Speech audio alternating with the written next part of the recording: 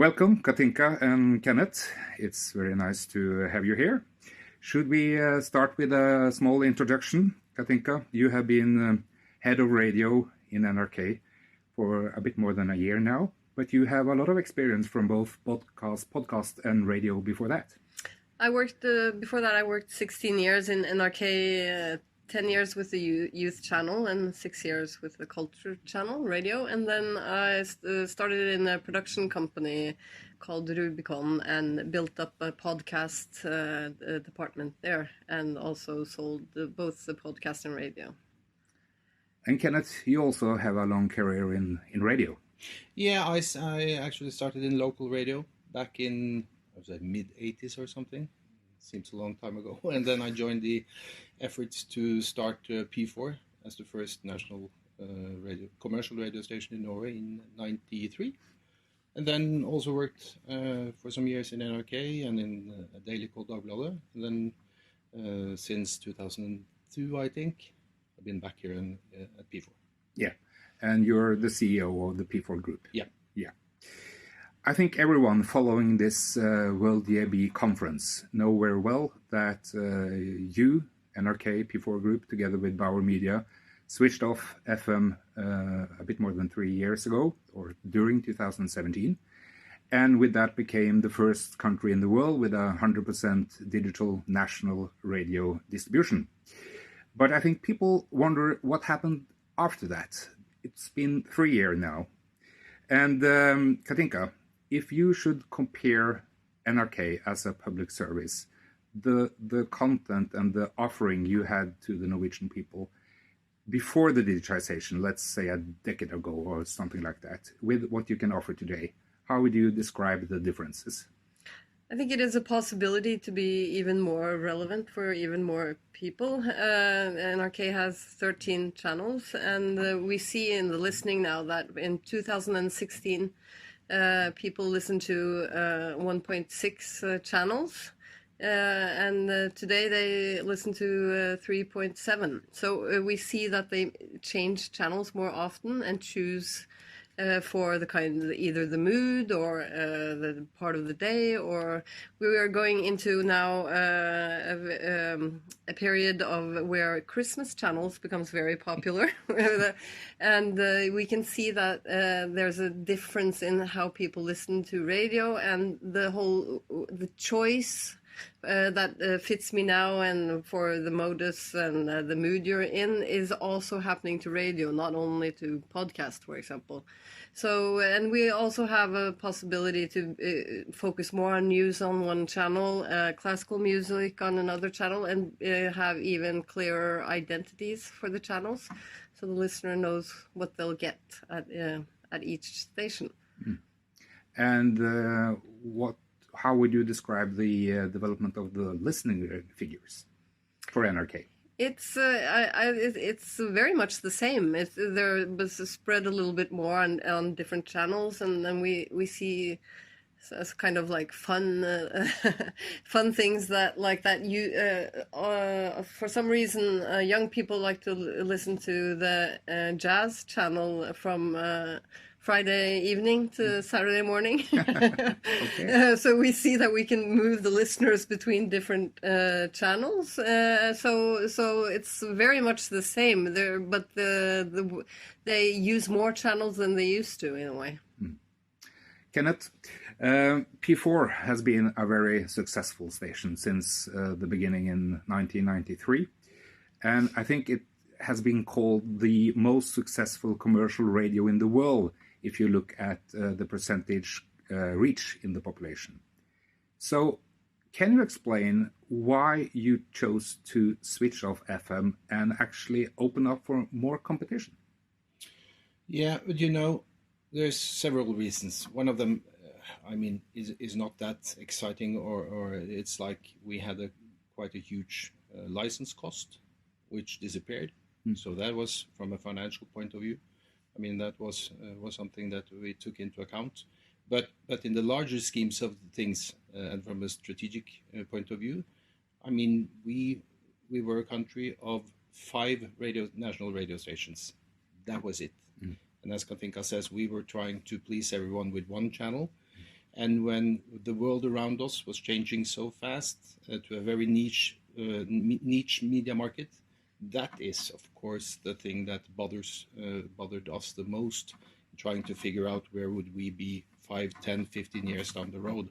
So I think that's the main reason for doing the digitalization in Norway, at least from a strategic point of view. That was giving the audience a much broader content offering than we were able to do on FM. And of course, that differs from market to market, how many the capacity of the and the bandwidth. But in Norway, at least, it was really small and due to the topography. So that's the main reason for us. And how would you say that the listening patterns have changed for the P4 groups? Say? Well, it's very much the same. We don't have 13 channels; we have 8. NRK is always beating us on that side from the start. So we have 8 stations, and on a group level, all of the Norwegian broadcasters, NRK, Bauer, and the P4 group, have about the same shares than as we had going into the from the old FM distribution world. So the shares among the broadcasting groups are more or less the same. Okay. But we've also seen some very strong new niche channels that have grown very much. So P1 and for NRK and P4 are still very strong, broad channels. But it's also fun to see that some you couldn't quite foresee either, that has grown quite a lot. Would you give an example, both of you, or what's been perhaps the most surprisingly or encouraging news stations? No, but I mean, for us as a commercial broadcaster, we are of course really mindful about the younger audiences. So for us, I think that's the place where we put our focus to have. I mean, if you didn't live in a big city in Norway 4 years ago, you weren't able to get a good youth offering except for maybe P3, which is an NRK channel. So for us to get the younger channels out across the country, really important, of course. But I would also say that if we take a look at the stations for the older part of the population, like NRK has some really good ones. I think we have some, Bauer have some as well. Those are doing really strong performances in the market, and that's also a good thing. That the offering, a wider offering for all the population has really been taken into use.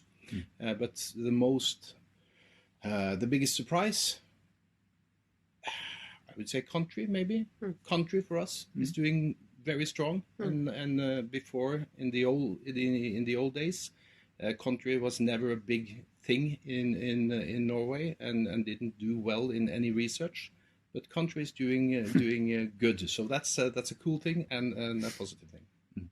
Cathinka? It was probably the very instant and quick success of what we called P1 Plus, which is for the age group 60 plus, which all the families ran out and bought the DAB radios for Christmas, and it became a very large channel quickly. So that was it was a good offering for both the people who wanted the P1 to be a bit younger, and also for those who wanted something that spoke to them in their age. Yeah, and just to touch upon the thing Cathinka talked about earlier as well, because I think that is a kind of a cool thing to see, because when you say younger people listen to jazz, it's like what we also see is one of the oldest station that we have.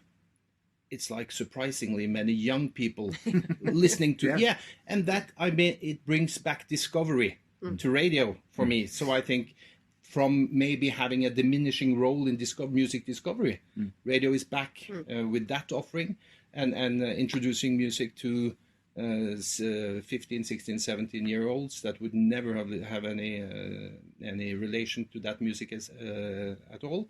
And so that's another cool thing that the digitalization brought along. And Kenneth, being a commercial broadcaster, let me also ask you how the digitization has affected the offering you have to the advertisers. Well, I think on one level, what we can do on sponsorships is of course totally different than before. So that's a really strong offering. If you want to target the younger demos, you will do sponsorships on the younger channels, and they are now national. So that's a huge advantage, of course. We also sell. You will be able to buy TRP on the younger channels, which is also a good thing. But for most of our clients, for the big part of our clients, I mean, reach is the thing you wanna accomplish with radio. I think that's a thing all across all markets, that radio will give you a huge reach in a short time frame. So that hasn't altered the market in a significant way.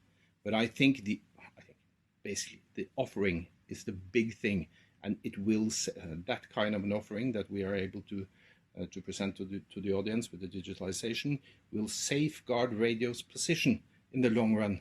That's good for clients, that's good for the audience, and that's good for our business.